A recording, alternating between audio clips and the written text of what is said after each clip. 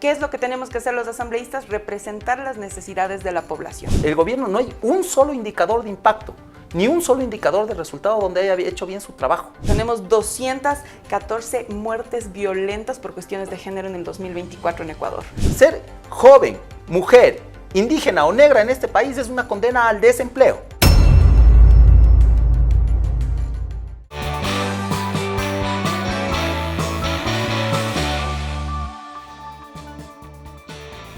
¿Quiénes son los candidatos a la Asamblea Nacional por la provincia de Pichincha? Hay muchos partidos políticos que tienen, en este caso, muchos postulantes, pero en este sentido, en la programación de Frente al Personaje, vamos a ir conociendo de a poco a estos candidatos para conocer de dónde proceden, qué es lo que han hecho, qué es lo que hacen, y también en este caso, cuál es la propuesta que mantienen en el caso de que lleguen a ser asambleístas para representar a la provincia de Pichincha. Esta programación la vamos a llevar adelante con Joana Hinojosa. Ella es candidata a la Asamblea Nacional por el movimiento Suma Listas 23 por el Distrito Centro Sur. Igualmente con Héctor Rodríguez, candidato a la Asamblea Nacional por la Revolución Ciudadana, lista 5 del Distrito Centro Norte. Con ellos vamos a desarrollar esta programación para que vayamos conociendo un poquito más quiénes son los candidatos y qué aspiran en caso de que lleguen a ser asambleístas de la Nación. No olviden ustedes que estamos en las plataformas de Global Opinion, en nuestro canal de YouTube. Nos ayuda muchísimo. Suscríbase al canal.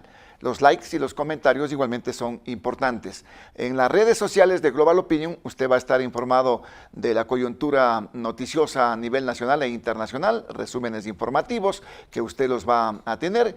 Igual cosa, usted va a tener también la coyuntura diaria, permanente de lo que está pasando en el país, pero al instante en las redes sociales de Global Opinion.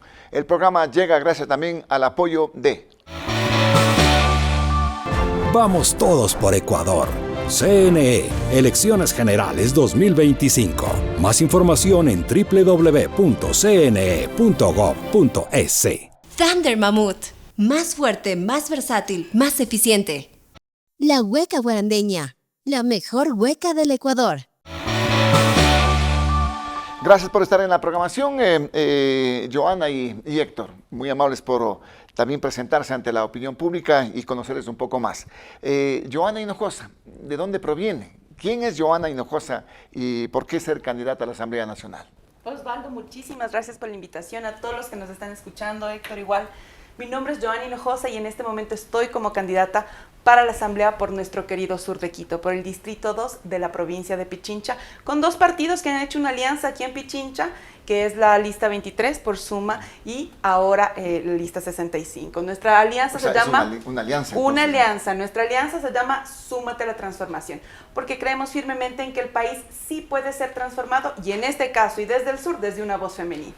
¿Y cuáles son los antecedentes de Joana Hinojosa? ¿Es Nobel en la política en este caso? ¿Ha tenido experiencia en lo público, en lo privado?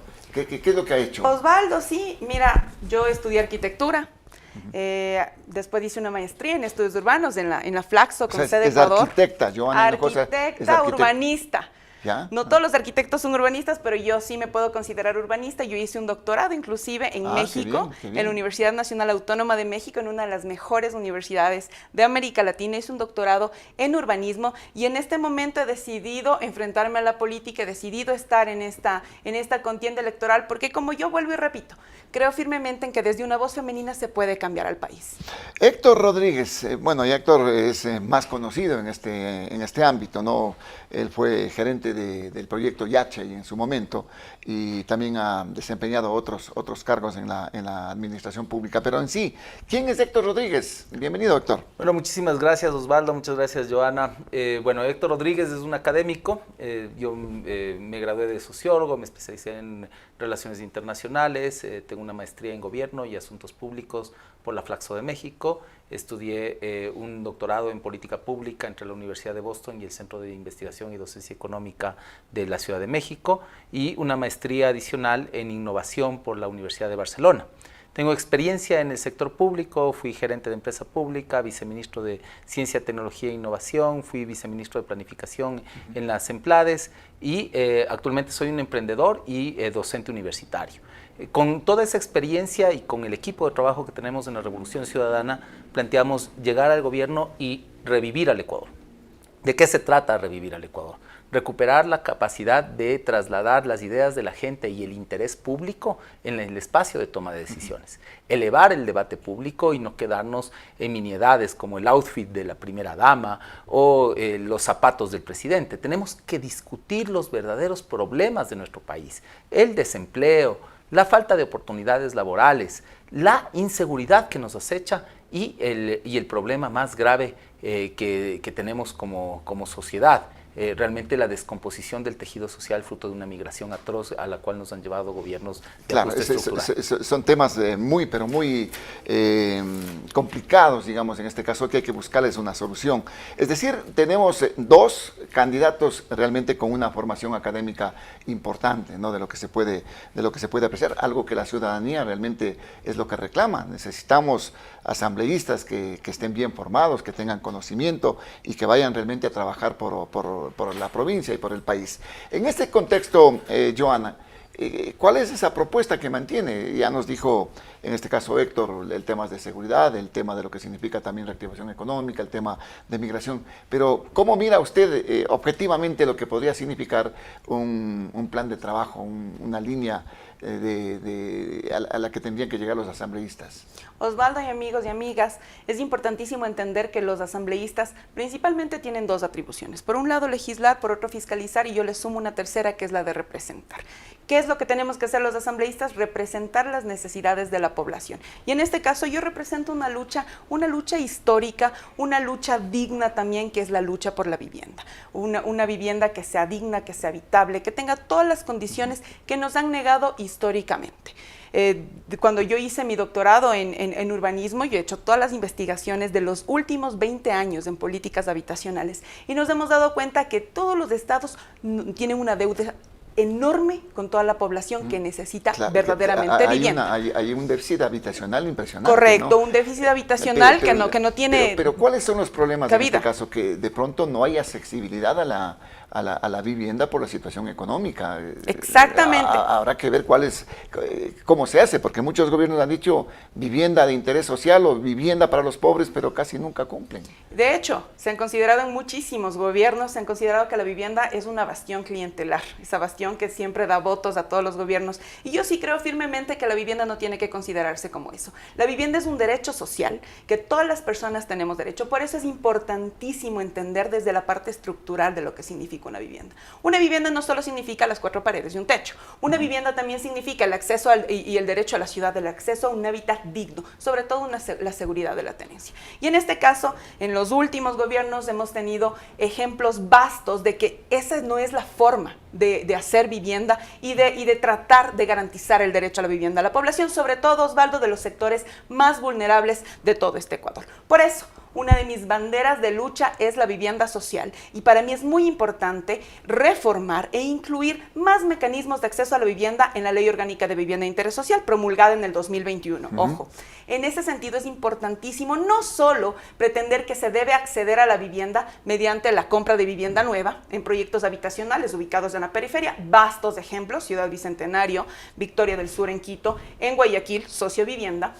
Es importantísimo y desde esta legislatura es importantísimo entender que tenemos que tener mayores accesos, como por ejemplo el mecanismo de vivienda y de acceso a la vivienda mediante el arrendamiento social para grupos vulnerables. Es un ejemplo. Por ejemplo, entender el mejoramiento de la vivienda también. Hay vivienda en este caso para rentar, pero le dirán, ¿y qué tiene que ver un asambleísta en ese aspecto? Porque de pronto eso lo van a manejar los municipios o las prefecturas. No necesariamente, es importantísimo que la asamblea pueda incluir mayores mecanismos de acceso a la vivienda, pero sobre todo, además de legislar, es importantísimo fiscalizar cómo se financió y a dónde se fue ese financiamiento estatal, que se incluye en proyectos de vivienda que están realizando los GATS, cómo se está gestionando ese financiamiento. Un ejemplo clarísimo, Victoria del Sur, aquí al sur, por la Ecuatoriana, 352 viviendas que en este momento están deshabitadas. No hay empresa pública, no hay gobierno autónomo centralizado que logre efectivamente garantizar el derecho a la vivienda de la población. Qué es lo que se hace, pero eso le corresponde al municipio. Y hay que fiscalizar, sobre todo, Osvaldo, y perdóneme que le interrumpe, fiscalizar porque el Estado también está financiando mediante bonos a las personas que acceden a estos programas. Claro.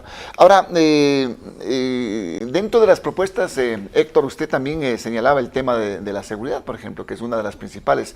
Esto va corroborado también con el tema de la vivienda es reactivación económica, lógicamente, la construcción de nueva vivienda, el adecuamiento de vivienda que ya, o el mejoramiento de la vivienda que ya existe. Pero, ¿cómo se logra estos temas, por ejemplo, de vivienda, si no tenemos seguridad, si no tenemos certezas de lo que nos va a pasar? Osvaldo, Ecuador cerró el 2024 con más de 6.900 asesinatos, muertes violentas. Tenemos la ciudad más peligrosa del mundo, que es Durán. Osvaldo, nos están matando. El hecho de haber sin procesamiento judicial, tuvimos un asesinato a cargo del Estado de 4 niños, y a ellos se suman 9 crímenes de Estado adicionales sobre los cuales el presidente de la República hace mutis por el foro. Ni siquiera se sabe los nombres de los chicos que fueron ejecutados extrajudicialmente en el país. Eso no puede pasar en una sociedad que se preste de ser civilizada. Por otro lado, el crecimiento exponencial que tienen los delitos extorsivos. Tenemos 22.000 denuncias. Osvaldo, 22.000 denuncias anuales de crímenes relacionados contra la propiedad con el cartel de vacunas. Eso nos ha obligado como sociedad prácticamente a restringirnos del espacio público. Joana va a corroborar, el derecho a la ciudad es el derecho al espacio público, y se nos está negando, desde luego, claro, nos está negando la posibilidad del acceso al derecho público porque no hay una estructura productiva, ni tampoco hay una estructura de servicios y bienes públicos que nos permitan hablar de una convivencia pacífica entre los ciudadanos. El Estado ha dejado de ser el monopolio legítimo de la fuerza en un territorio.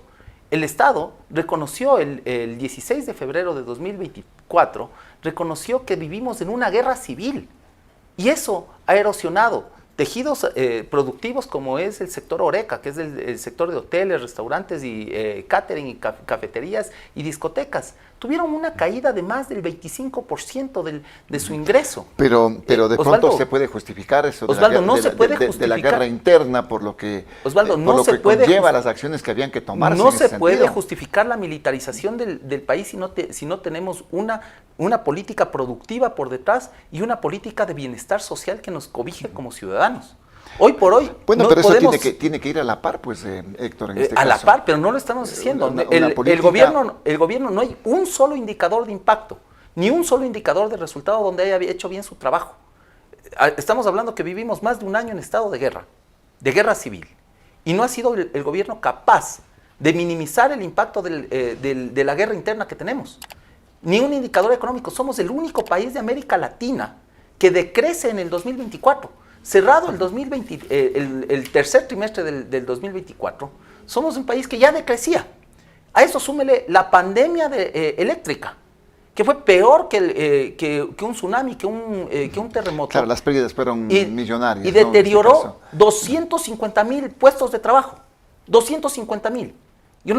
O sea, en cualquier otro espacio, en cualquier otro espacio público, esto debería ser motivo de una minga nacional por la recuperación del país. Por eso, pero, la propuesta es revivir la aquí paz. están, por ejemplo, proyectos de alivio financiero, proyectos de leyes, una ley que está vigente en este caso. La ley, alivio financiero. ¿Qué hizo la ley antiapagones? No hizo absolutamente nada.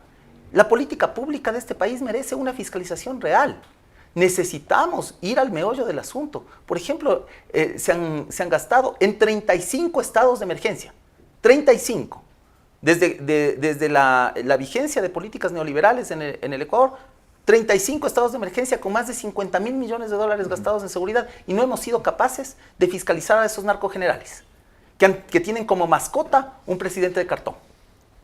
Ahora, pero ¿qué es lo que se puede proponer en este caso? Estamos y conocemos de que de pronto está inmerso y está vigente un plan Fénix, Pero, ¿cuál sería la propuesta yo hice un en TikTok, ese sentido? Yo hice un TikTok a propósito del Plan Fénix. Decía que me voy a tatuar. Le enseño el tatuaje y no hay nada. No hay nada. El Plan Fénix existe. Es un tatuaje imaginario. Es un tatuaje imaginario. El Plan Fénix es un tatuaje imaginario que no ha resuelto absolutamente nada. A ver, que el Plan Protege de Luisa González establece varias cosas. Primero, que tengamos tecnología adecuada en los servicios de vigilancia. El ECU 911 no puede ser un call center que tiene 15 años de obsolescencia tecnológica. Tenemos que poner capas de vigilancia, de inteligencia artificial, de reconocimiento facial, de algoritmos particularizados. Tenemos que poner inteligencia criminal, por favor, Osvaldo. Tenemos profesionales en el Ecuador que pueden hacerse caso de eso y no estar obsecuentemente viendo cómo se pasean en tanquetas los militares, en lugar de poner atención en dónde se lava el dinero. Más tecnología. Más tecnología, más inteligencia. Es más cerebro, menos músculo. Que es importante. Al respecto, ¿qué opina Joana con relación a los temas de seguridad, por ejemplo? Para tener buena vivienda o acceso a la vivienda hay que tener primero seguridad. Ambas, porque la vivienda es un tema estructural, es un tema que ayuda a satisfacer muchísimas necesidades, la vivienda, la educación, la salud. Pero en ese aspecto yo, Osvaldo, quiero poner en este programa y aprovechar este espacio para decir que la pandemia en realidad o la crisis de inseguridad real es aquella que mata por cuestiones de género, que asesina por cuestiones de género. Tenemos 214 muertes violentas por cuestiones de género en el 2024 en Ecuador. 214 mujeres que desde el 2014 suman hasta la actualidad 1.920 mujeres que han sido asesinadas por cuestiones de género, de las cuales en el 2024 64 mujeres eran madres y 10 estaban embarazadas. Lo importante es desgarrador. Es otro problema lacerante. Es un problema lacerante. Pero se supone que tenemos una normativa y hay ley que en este caso castiga el tema del feminicidio. No está funcionando. ¿Qué es lo que sucede? ¿Por qué se han incrementado? La ley se hizo y se dispararon inclusive los feminicidios. Es una cuestión estructural el tema del feminicidio, es una cuestión patriarcal inclusive, que viene de una educación patriarcal, del machismo, etcétera. Lo importante de esto es poder develar esas cifras, y para mí son escalofriantes, mi querido Osvaldo. Es importante entender que de todas estas muertes que ocurrieron en el 2024, el 61% son chicas entre 15 y 34 años. Por tanto, ser joven en el Ecuador es lo más inseguro que existe. Ser joven mujer en el Ecuador es lo más inseguro que existe. Por eso para nosotros es muy importante poder legislar en función de esto y sobre todo ponerlo en debate para poder poner en valor y que la gente se entere cuáles son las cifras reales que vivimos las mujeres. Esto se puede concatenar con el tema de este fenómeno de violencia que estamos viviendo en el país, Joana. Por supuesto, son temas estructurales, son temas de inseguridad que se están viviendo. Además de toda esta crisis de inseguridad que la vivimos y la palpamos diariamente en los últimos años, es importantísimo hacer ciertas reformas desde la Asamblea. Nosotros proponemos desde la candidatura, sobre todo desde aquí de Pichincha, junto con Pedro José Freile, que es nuestro candidato para la Asamblea por el Norte, proponemos reformas al COIP y sobre todo reformas a la Ley de Seguridad Pública y del Estado. Es importantísimo poder generar una suerte de cooperación internacional para que exista una eficaz lucha contra este crimen organizado. Cuando habla de cooperación internacional, ¿se refiere a qué? ¿A quién? Cooperación internacional, por ejemplo, cooperación binacional, por ejemplo, cuando tengamos que extraditar a todas aquellas personas que se han ido del país y que tienen que regresar a rendir cuentas en el país donde cometieron los crímenes. Para nosotros es importantísimo y desde nuestro candidato para la presidencia también nosotros proponemos que y sabemos que las fronteras son permeables completamente. Sí. Por ahí pasan armas, por ahí pasa el narcotráfico, entra y sale sin ningún problema. Fronteras terrestres, fronteras marítimas. Por tanto, nosotros siempre defendemos y decimos, generemos un escudo ecuatoriano en nuestras fronteras, un escudo con inteligencia tecnológica que permita justamente... Más o menos vamos por la línea que está planteando Héctor. Y yo a eso le adiciono, tenemos que hacer reformas donde la Policía Nacional y las policías de los diferentes GATS que existen en el país, tanto provinciales, municipales, parroquiales, etcétera, la fuerza de seguridad que tiene, la fuerza de seguridad ciudadana que tienen estos GATS, se articulen y generen mayor seguridad para la población. ¿Cómo podemos entender que tenemos UPCs que se han mantenido, que se han hecho mantenimiento, pero están abandonadas, sin policías? Es importantísima esa articulación entre la fuerza, entre todos estos elementos de fuerza nacional y local. Pero esa es decisión política de quien ejecuta en este caso. Hay que legislar en función de eso. Hay que fiscalizar el destino de los recursos. Como digo, estamos en manos de unos narcogenerales que no les importa. ¿A dónde ha ido ese 3% del Es que no es solamente el 3%, estamos hablando de IVA? cerca del 30% del PIB de un año, de todo el país. Es decir, 30 de cada $100 que produce el Ecuador, condensados en este periodo de oscurantismo de políticas públicas, que se han destinado a materia de seguridad y que no han sentido un solo efecto real. Ahora, yo concuerdo con algunas de las líneas de política pública que establece Johanna. Yo le sumaría a la capacitación en talento humano. Tenemos policías que los capacitan medio, 6 meses y los mandan a patrullar las calles sin saber siquiera disparar bien un arma. A dar el Les pecho mandan a las balas. con chalecos de cartón, chalecos caducados. Y chalecos literalmente bueno, de ya cartón. se han adquirido chalecos, ya, ¿no? En pero, este caso municiones. Pero sin la certificación internacional de vida, arriesgando la vida de nuestros policías nacionales y poniendo a gente inexperta en favor incluso de los GDOs a patrullar los caminos de nuestro país porque no hay pruebas de confianza. Es necesario hacer pruebas de confianza regulares. Pero usted estaría de pronto, como dice Johanna, con un escudo y como han planteado también otros candidatos a la presidencia de la República, escuchábamos que hay que fortalecer la seguridad en fronteras, por ejemplo.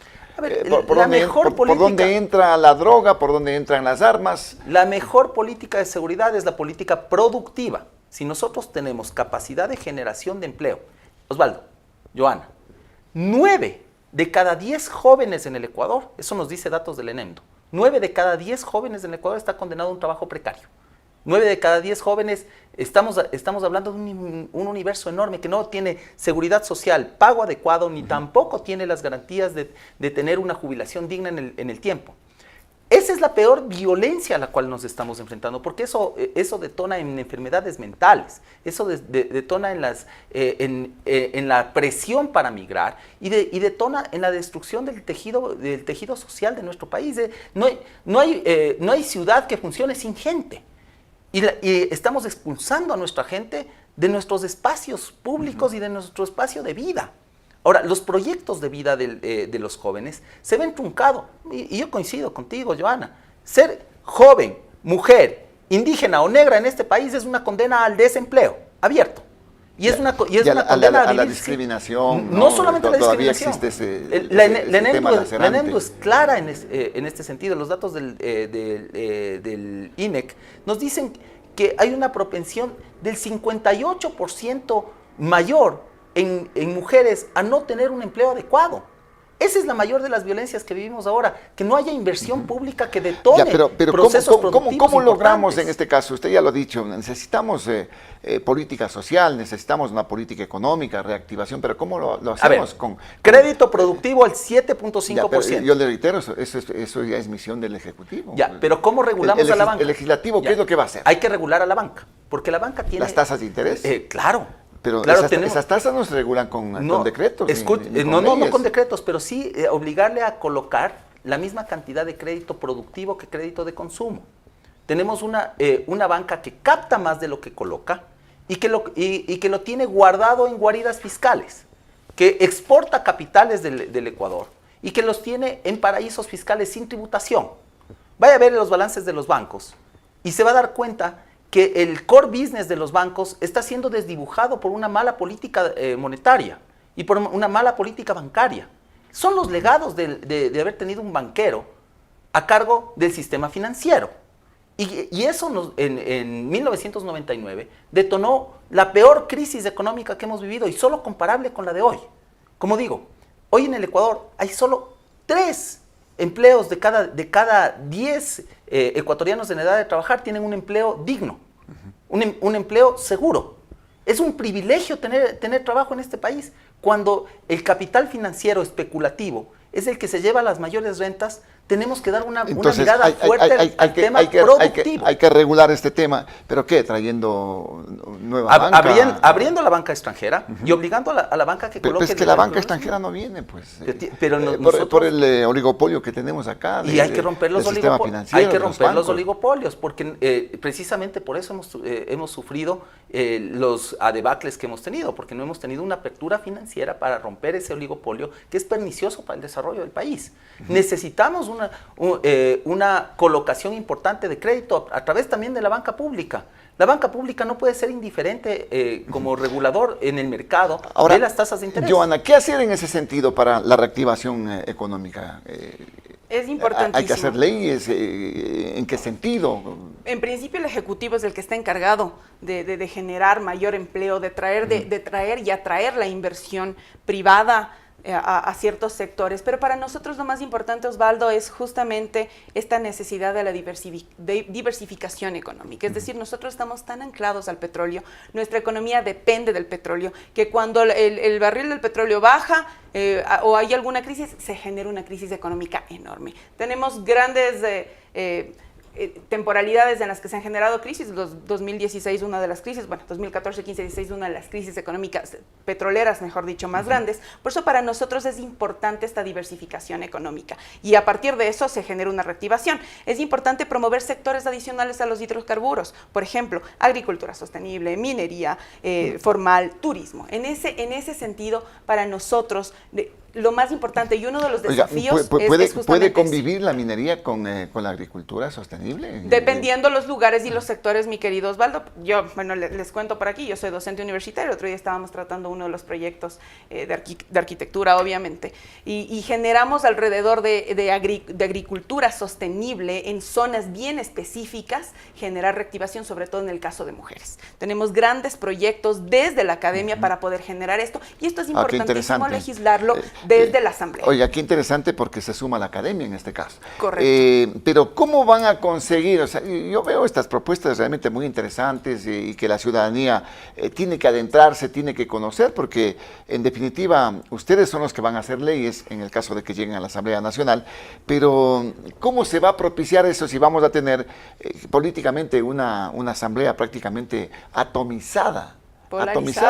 Y polarizada, como usted dice. Por eso es que yo, mi querido Osvaldo, hago un llamado y aprovecho este espacio, hago un llamado a todos los que nos están escuchando a tener un voto consciente y reflexivo. En este momento nos han puesto dos opciones, o mejor dicho, dentro de la narrativa nos han puesto dos opciones por las que tenemos que votar. O el uno o el otro, o el malo o el menos malo. Para nosotros lo más importante en este caso es poder definir desde la Asamblea una fiscalización absoluta a quien sea que vaya de presidente o presidenta. Para nosotros es importante que desde la fiscalización podamos lograr que se cumpla desde el Ejecutivo todas esas necesidades que tienen los ecuatorianos. Por eso hago un llamado a un voto consciente, un voto reflexivo, que conozcan a sus candidatos, que sepan quiénes son, qué formación política, qué formación profesional, académica, pero sobre todo, querido Osvaldo, y como empecé esta entrevista, ¿qué representación tienen? ¿Qué representan? ¿Conocen sus barrios? ¿Conocen el territorio? ¿Están haciendo campaña porque solo se toman una fotito con las personas o demás?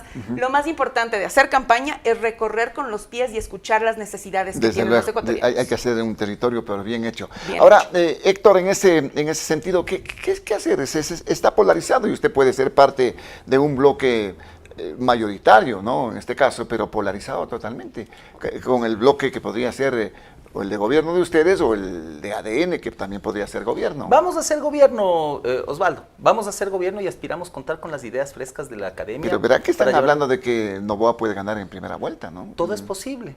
Pero también estamos hablando de encuestas que revelan que la Revolución Ciudadana va más allá de los 8 puntos porcentuales por encima de Noboa. Todo depende con la óptica que usted quiera ver. Si usted le escucha a Polibio Córdoba, evidentemente va a tener que Noboa no solamente gana en primera vuelta, sino tiene 120 de los 151 escaños. O sea, él es de Sedatos, ¿no? El doctor Ángel Polibio. Por supuesto, y lo digo con nombre y apellido. Pero hay encuestadoras y encuestadoras, ¿no? No, por supuesto, no. Si usted lee la encuesta de Informe Confidencial de Durán Barba, que no se puede decir que sea correísta en lo absoluto, genera ya un bloque de sobre los 65 asambleístas del lado de Revolución Ciudadana y una ganancia en primera vuelta de la candidata Luisa González. Pero no nos quedemos en los números. Esto de Informe Confidencial. Sí, pero vámonos sobre las propuestas. Yo quiero ahondar en el tema. en el tema de reactivación productiva, porque si no tenemos una academia No, pero activa, es que sí, está bien las propuestas, pero yo le digo, es cómo las van a implementar. Ya, Si, le ustedes, cuento. si no van a tener, por ejemplo, una mayoría absoluta en la Asamblea Nacional, ¿cómo operan?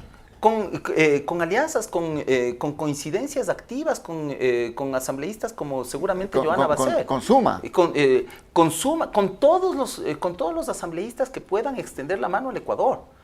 Mira, Osvaldo, mi campaña es de cariño, de amor, de esperanza. Le entregamos flores, plantas a la gente para que quiten esas barreras mentales y que comiencen a abrazar un futuro de esperanza. Nosotros tenemos una máxima, revivir al Ecuador, pero no se lo puede hacer solamente desde esa dicotomía falsa de correístas, anticorreístas. El 60%, y esto es objetivo, querido Osvaldo, el 60% de la población no está en esa dicotomía.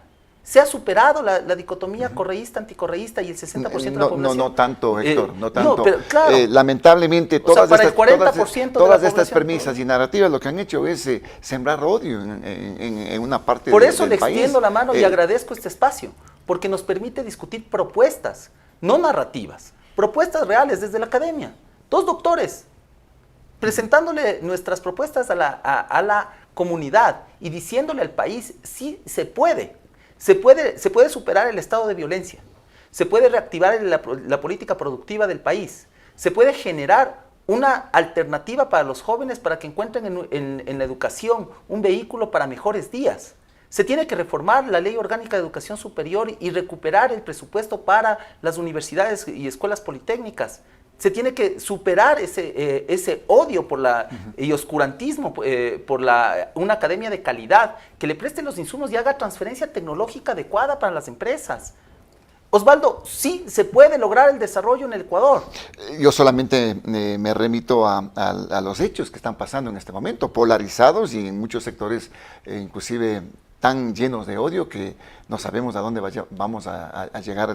Yo le abrazo a toda esa gente y le digo que superemos el país por amor a nuestros hijos, por amor a nuestro terruño. Necesitamos superar las diferencias y encaminarnos hacia un nuevo país. Joana, ¿es factible superar estas barreras en este caso?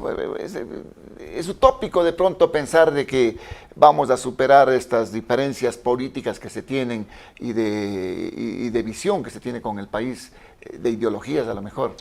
¿Es factible superar esto para pensar en el futuro del Ecuador?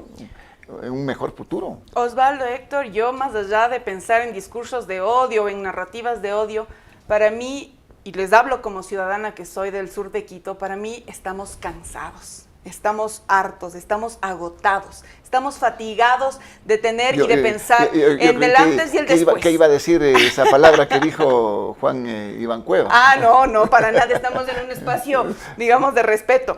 En ese aspecto, para mí lo más importante y el cansancio que tenemos como ciudadanos, por eso yo hago un llamado, Osvaldo, justamente a más allá de la polarización que estamos viviendo, a la Asamblea tenemos que llegar diversidad de personas que creemos no solo en la fiscalización por un juicio político a la persona, sino que creemos en que podemos legislar en función de derechos colectivos, de beneficios colectivos y no de beneficios partidistas. Estamos hartos y cansados de que se haya instaurado esa narrativa de que, claro, yo no voto por el uno o no voto por el otro porque soy anti.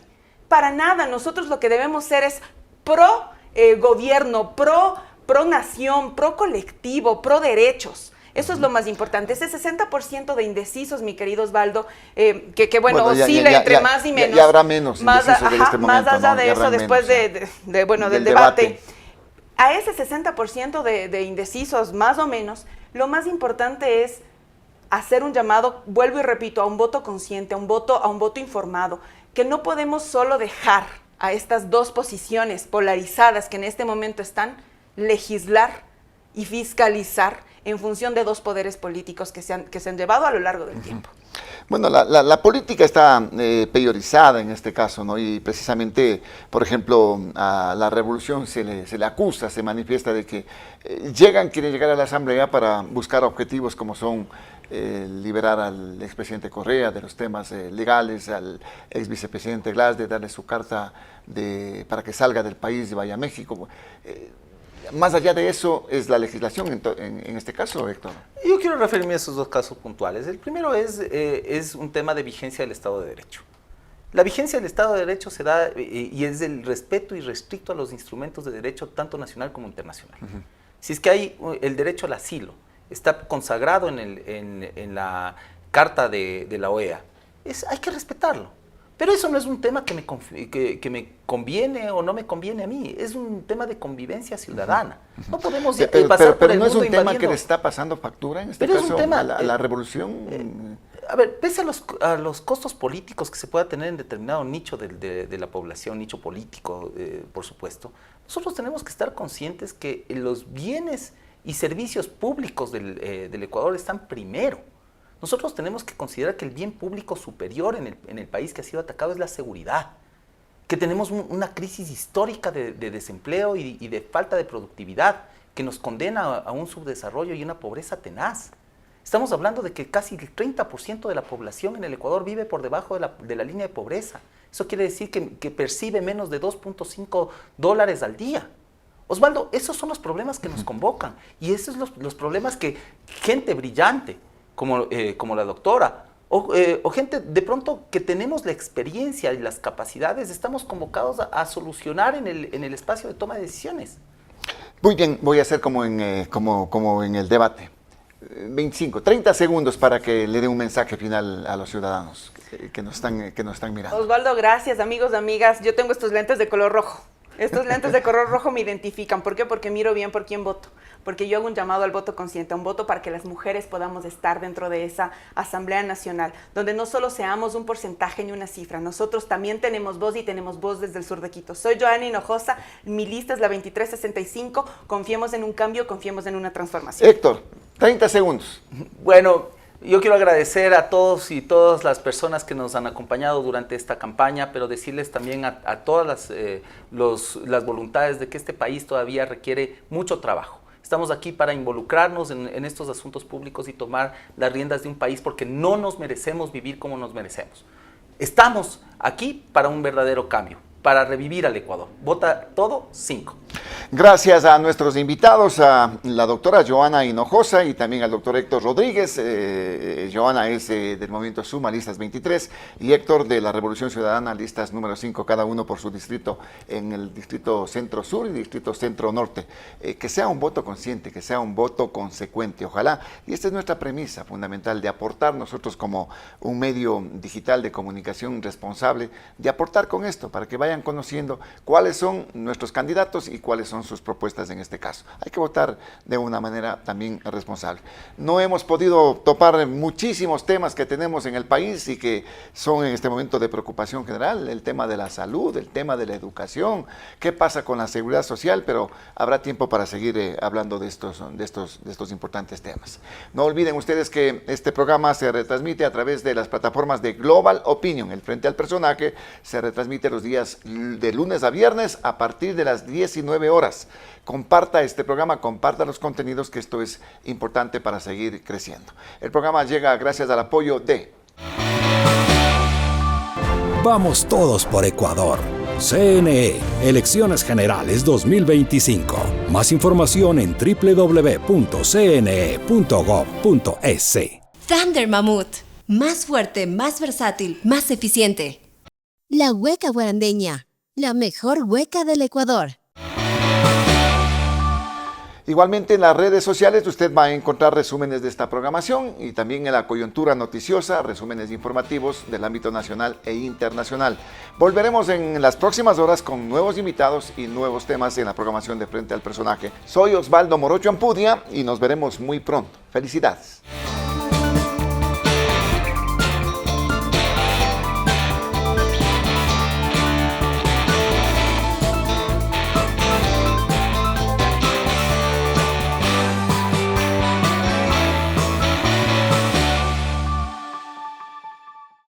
Cuando nos unimos por algo más grande, podemos llegar más lejos. Por eso, este domingo 9 de febrero, ven a votar. Pero recuerda que debes hacerlo en plancha, es decir, marcar solo el casillero de la lista de tu preferencia. Si escoges más de uno o entre listas, anularás tu voto. Vamos todos por Ecuador. CNE, Elecciones Generales 2025. Más información en www.cne.gov.es. Él es Baltasar Ushka, el último hielero. Esta es la Thunder Mammoth M2, el primer motocarro de carga. ¿En qué se parecen estos dos personajes del Andes ecuatoriano? Que nacieron para ser los fuertes del trabajo pesado.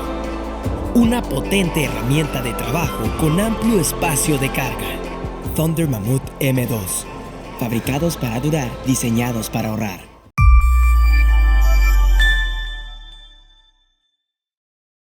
Los criterios de nuestros invitados no representan la opinión de este medio de comunicación.